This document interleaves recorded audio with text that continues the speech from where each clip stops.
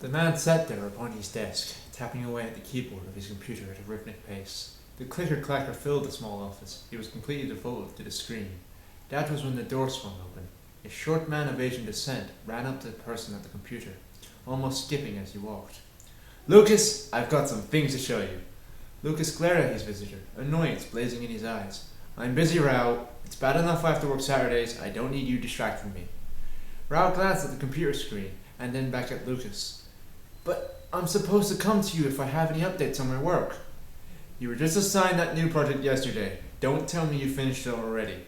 "Well, no, I haven't even started that." Lucas looked annoyed again, tapping his fingers on his desk, almost out of habit from typing on his keyboard. "If you haven't finished the project, then why are you here?" Rao's face beamed with happiness as he reached down to grab a large-sized suitcase. He placed it on the table behind Lucas's desk and opened it, revealing two small wooden boxes and a bag. He opened the smallest box. "Well, first, I've got these." He reached into the box and handed Lucas a tiny red cylinder with a cone at the end. "Please, don't tell me this is what I think it is." "It's a miniature firework." "God damn it, Rao, we're a toy company. We can't give explosives to children." "Hey, it's fine. A kid could hold 5 of these and still keep all the fingers." Rao was disappointed with Lucas's reaction. He placed the miniature firework back into its box and proceeded to take out the bag. He carefully placed it onto the table and opened it. Reaching inside, he positioned a single yellow marble from it onto the desk. Lucas glanced at the tiny glass ball, then back at Rao. "You do know marbles have already been invented, right? Our company even sells them?" "Trust me, they don't sell any marbles like these."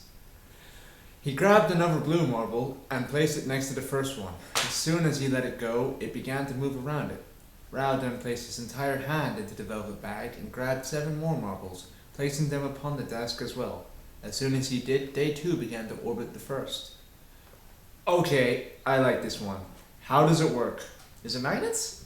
Rao just smiled and tapped the side of his nose, picking up all the marbles back up and placing them back into the bag. He placed it back into the suitcase. What was left of Lucas's annoyance was now only lingering. "What else you got?" Rao smiled even more, knowing he had gained Lucas's attention for the moment. He opened the second box and placed the item in front of Lucas. "Okay, what's with the plant?" "It's not just a plant, it's a flower." The annoyance which had been dissipated started to slowly crawl its way back. "Okay, whatever. Just tell me how a flower is supposed to be a toy.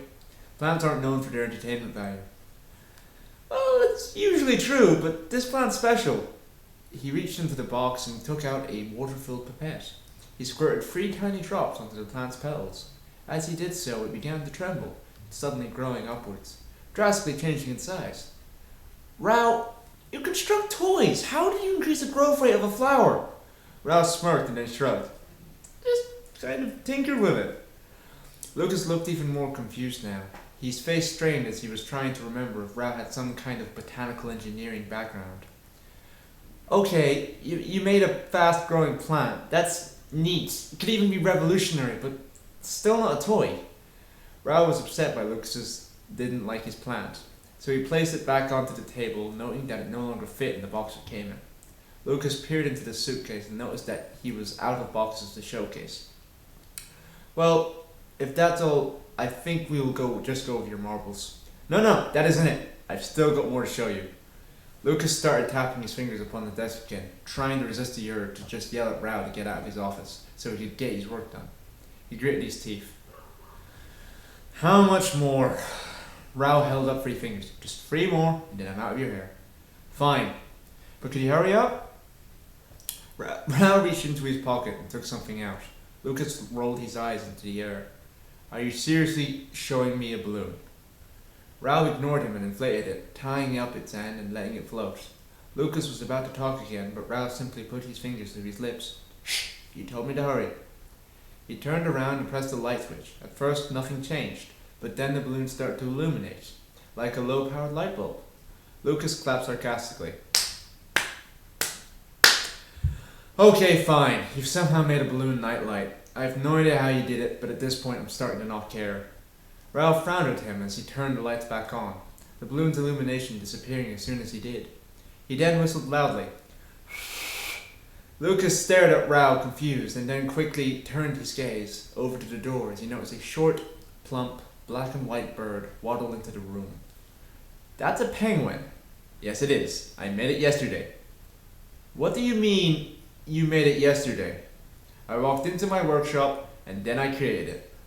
Lucas had a mixture of confusion and frustration sprayed across his face. The penguin cawed loudly, making him jump. Rao, have you forgotten what a toy is? No, but wait, I've got one more thing to show you. No, Rao, this has gone on long enough. Just wait, I've got this. He reached into his pocket and took out one final thing. It's a genetically modified organism. Lucas looked at what Rao had just placed upon the table, completely confounded. I call him Adam. Rao, just take a rest.